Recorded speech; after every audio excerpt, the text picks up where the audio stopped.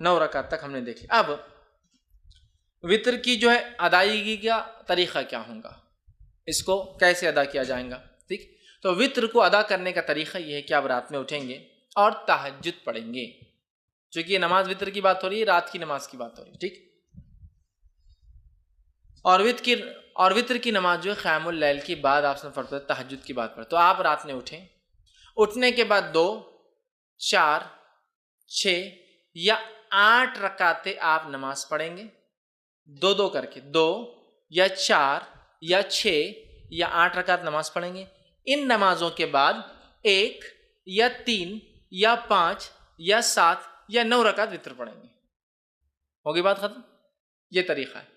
پہلے آپ تہجد کے لیے اٹھیں گے، تہجد کی نماز پڑھیں گے جو کہ 2 یا 4 یا 6 یا 8 رکعت زیادہ سے زیادہ. یہ پڑھنے کے بعد آپ 1 رکعت یا 3 رکعت یا 5 رکعت یا 7 یا 9 رکعت وطر پڑھیں گے. یہ اس کا پڑھنے کا طریقہ ہے. یاد رکھیے، طریقہ یاد رکھیے، اور یہی یاد رکھیے، درست چیزیں یاد رکھیے کہ ہم جو ہے اس طرح سے اس نماز کو ادا کریں تہجد کے بعد. اب جو سب سے مشہور طریقہ ہے وطر کا وہ 3 رکعتیں ہیں، جو ہمارے پاس بھی چلتا ہے، تو اس کو تھوڑا سا اور ڈیٹیل میں جاتے ہیں. سب سے مشہور طریقہ جو وطر کا ہے وہ 3 والا ہے. وہ کیوں؟ حضرت عائشہ کی وہ روایت یاد کیجئے موطا امام مالک کی کہ نبی اکرم صلی اللہ علیہ وسلم رمضان یا غیر رمضان 11 رکعتوں سے زیادہ نہیں پڑھتے تھے. تو 11 رکعت میں 8 رکعت تہجد کی اور 3 رکعت وطر کی ہے. تو 3 پڑھنا سب سے مشہور طریقہ ہے. اب یہ 3 پڑھنے کا طریقہ کیا ہے؟ اس طریقے سے اس 3 رکعت کو پڑھنے کے 2 طریقے ہیں. میں سمجھو آپ زیادہ کنفیوز نہیں ہو رہے ہیں، ہر چیز کلیئر کرتے ہوئے جا رہے ہیں. 3 رکعتوں کو پڑھنے کے 2 طریقے ہیں. 2 طریقے کیا ہیں؟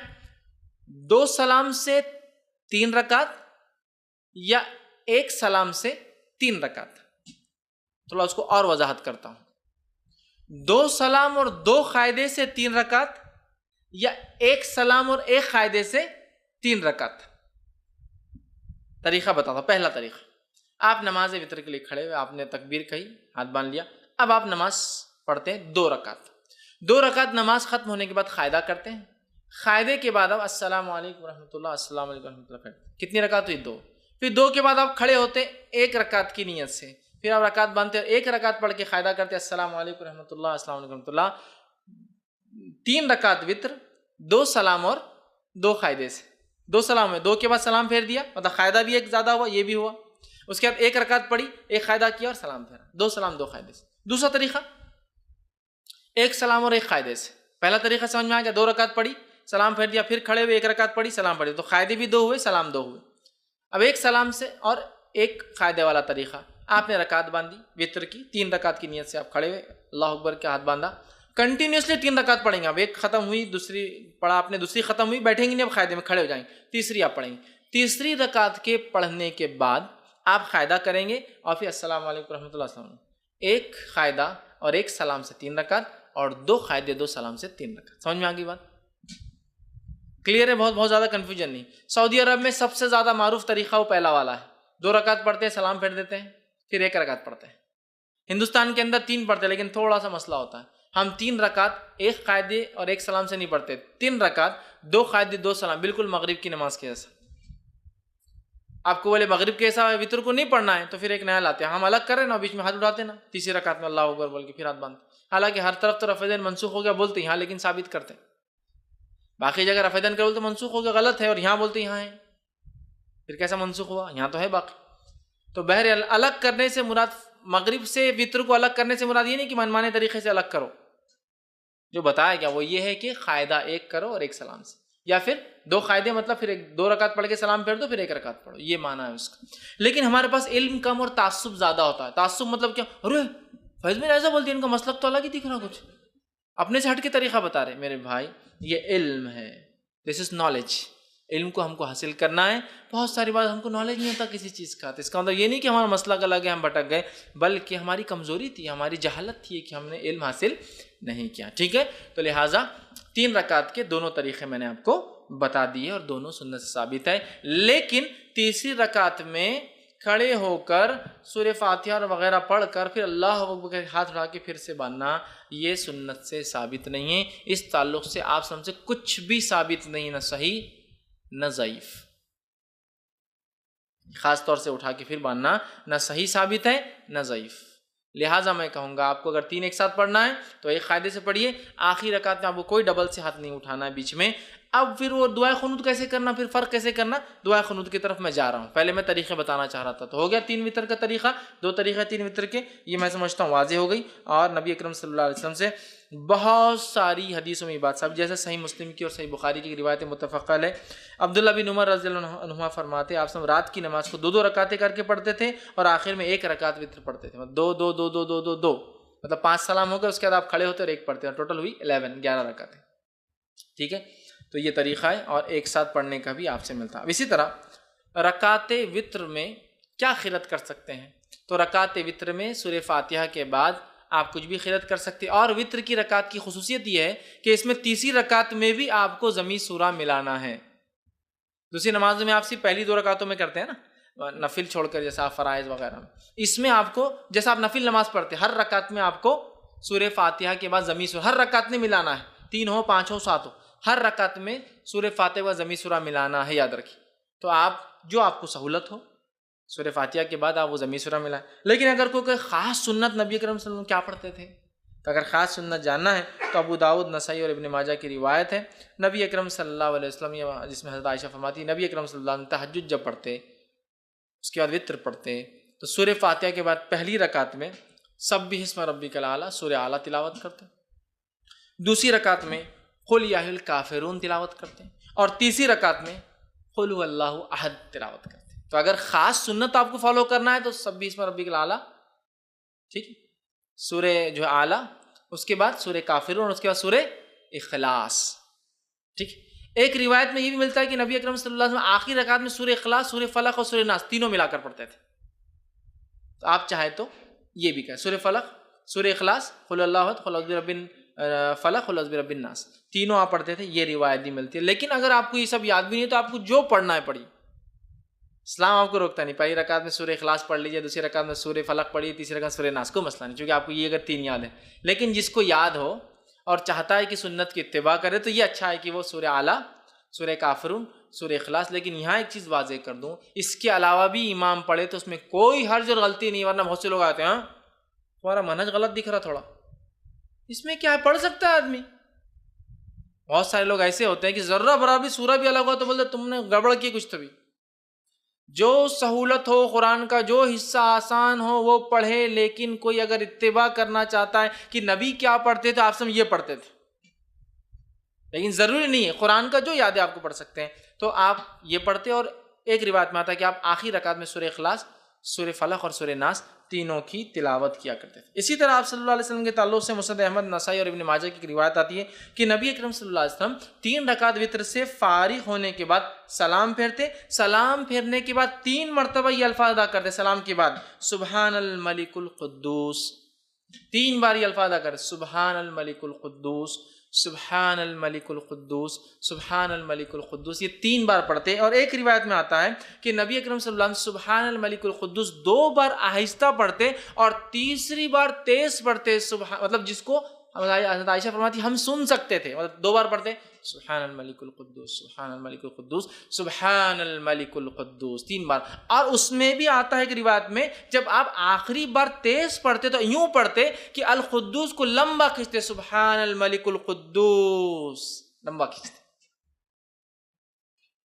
تو یہ بھی طریقہ ہے. وتر پڑھ لیا آپ نے, اس کے بعد آپ سبحان الملک القدوس, سبحان الملک القدوس, سبحان الملک القدوس لمبا کھینچتے اس کو, یہ پڑھ سکتے. اسی طرح ایک روایت اور آتی دارقطنی کی, اس میں اضافی الفاظ یہ کہ نبی اکرم صلی اللہ علیہ وسلم سبحان الملک القدوس کہنے کے بعد یہ بھی کہتے ہیں رب الملائکۃ والروح. سبحان الملک القدوس کا معنی ہوتا ہے پاک ہے وہ بادشاہ صاحب قدوس. ٹھیک, اسی طرح رب الملائکۃ والروح جو رب ہے فرشتوں کا اور جبرائیل کا, یہ بھی آپ اضافہ کیا کرتے تھے. تو اگر آپ کو یہ بھی پڑھنا ہے تو ہمارے پاس یہ عموماً ہر 4 رکعت تراویح کے بعد پڑھتے ہیں, اور بہت لمبا لمبا پڑھتے ہیں, اس میں اور بھی اضافہ ہے. ٹھیک ہے, لیکن یہ تو وتر کے بعد ثابت ہے. 3 بار سبحان الملک القدوس, 2 آہستہ 1 تیز, اور آخر کا کھینچتے ہوئے ذرا لمبا کرتے ہوئے قدوس. ٹھیک ہے, اس کے بعد رب الملائکۃ والروح, یہ بھی آپ اس کے ساتھ اضافہ کر سکتے ہیں. اب دعائے قنوت پہ آ جاتے ہیں. دعائے قنوت اس کی حیثیت کیا ہے, پڑھنا اور نہیں پڑھنے کا کیا معاملہ ہے, اور کب پڑھا جائے گا. دعائے قنوت یہ وتر کی نماز کا میں پڑھنا ضروری نہیں ہے, یہ پہلے کلیئر کر دیں. بہت سے لوگ وتر نہیں پڑھتے کہ دعائے قنوت یاد نہیں ہے, تو کلیئر کر دیتا ہوں.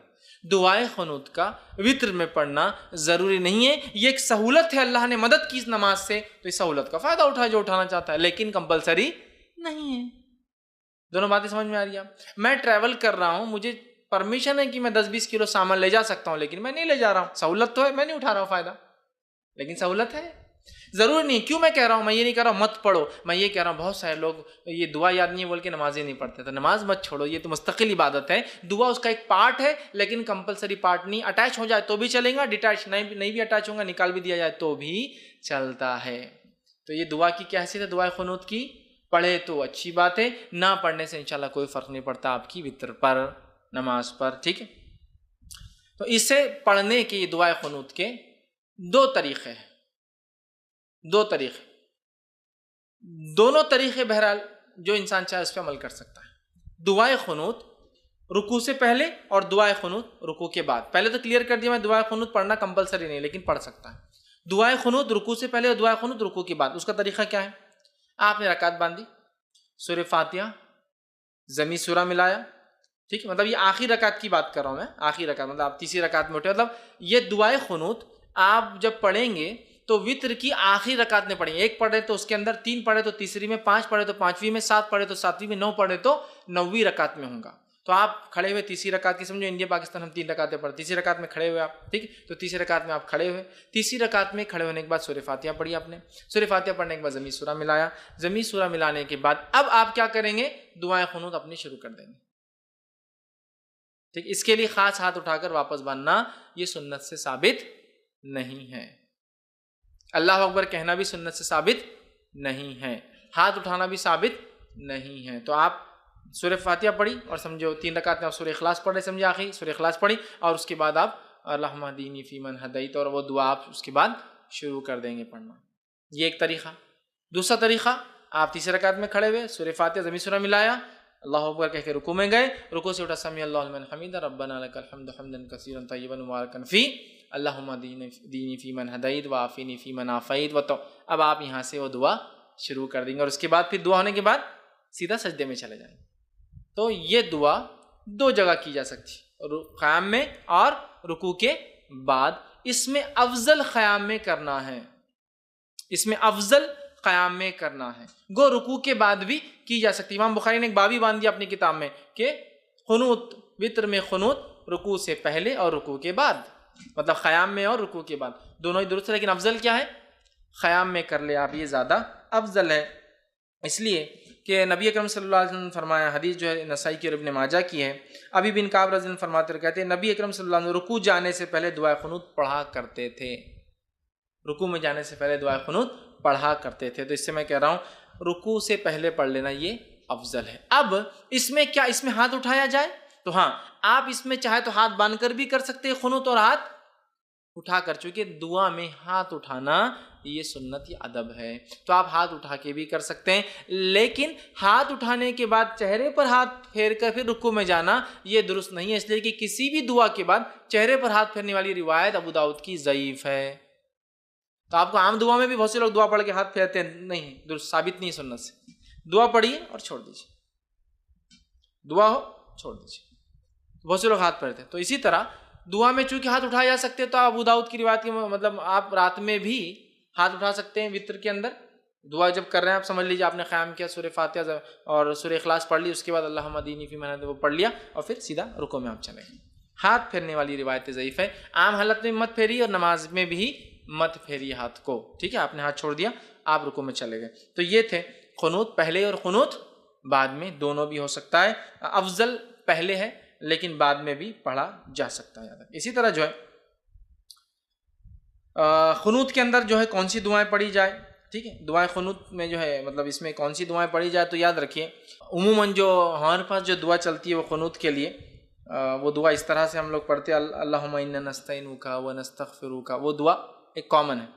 لیکن جو سنت سے جو زیادہ قریب اور جو ثابت دعا ہے وہ یہ والی دعا ہے جو پڑھنی چاہیے, اللہم اہدنی فیمن ہدیت وعافینی فی من عافیت۔ انشاءاللہ عزیز جو لوگ نیٹ پر اس کو دیکھیں گے دعا آپ کے ویڈیو کے اندر جو ہے بیک گراؤنڈ میں آ جائیں گی، آپ اس پہ سے دیکھ کر یاد کر سکتے ہیں، ٹھیک۔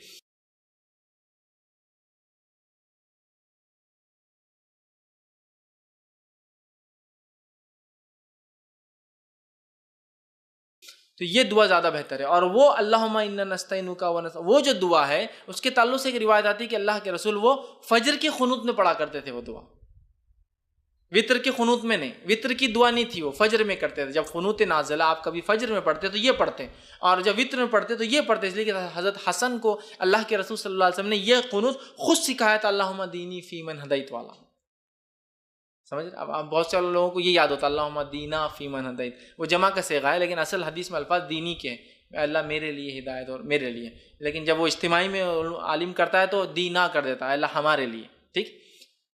لیکن اصل کے حدیث کے الفاظ تو دینی والا ہی ہے، پورا سنگولر ہی ہے وہ دعا، پلورل میں نہیں ہے وہ دعا جو سکھائی گئی، ٹھیک ہے۔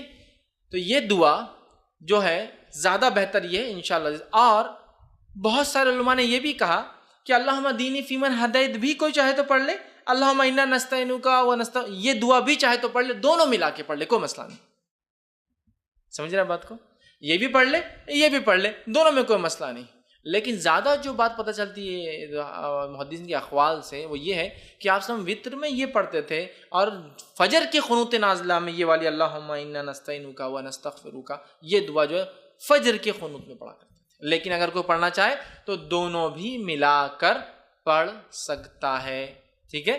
تو میں سمجھتا ہوں دعا کی بھی وضاحت ہو گئی، ایکسٹرا فیدین اس کے اندر نہیں ہے، آپ کو صرف ڈائریکٹ آپ نے کیا دعا کر لینا، ایسا کیجئے، یا مطلب ہاتھ کھول کے کیجئے، ہاتھ باندھے ہوئے میں کیجئے، رکوع سے پہلے مطلب قیام میں کر لیجئے، رکوع کے بعد آپ دعا کیجئے، ساری چیزیں بہرحال ثابت ہے۔ اور دونوں بھی قنوت میں نے آپ کے سامنے رکھ دی، قنوت چونکہ دعا ہے، دعا ہاتھ اٹھائی جا سکتی ہے، اور یہ قنوت زیادہ قریب ہے سنت سے، لیکن یہ بات بھی پتہ چلتی ہے کہ آپ نے فجر میں وہ پڑھا، لیکن کچھ علماء لکھتے ہیں دونوں بھی درست ہے، پڑھ لینے میں انشاءاللہ کیوں حرج نہیں، اس لیے کہ یہ قنوت ہے، اور قنوت ہے، دعا ہے، آپ کبھی بھی پڑھ سکتے ہیں، تو لہٰذا وہ کہتے ہیں دونوں پڑھ لو، کوئی مسئلہ نہیں انشاءاللہ، ٹھیک ہے۔ تو یہ تھا اس کا طریقہ اور دعا۔ اب اسی طرح جو ہے دعائے قنوت ہمیشہ مانگنا ضروری نہیں ہے، کوئی اس کا پارٹ نہیں ہے، آپ کر سکتے تو کیجئے، نہ بھی کرنے سے انشاءاللہ عزیز کوئی فرق نہیں ہوتا ہے۔ اب اسی طرح جو ہے یہ تھا وطر کی رکعتیں، اس کا طریقہ، اس کی اہمیت اور اس کے تعلق سے کچھ باتیں، ہو سکتا ہے کچھ باتیں بچ گئی ہو تو سوال جواب میں انشاءاللہ میں اس کو کور کروں گا۔ اب آئیے تہجد کے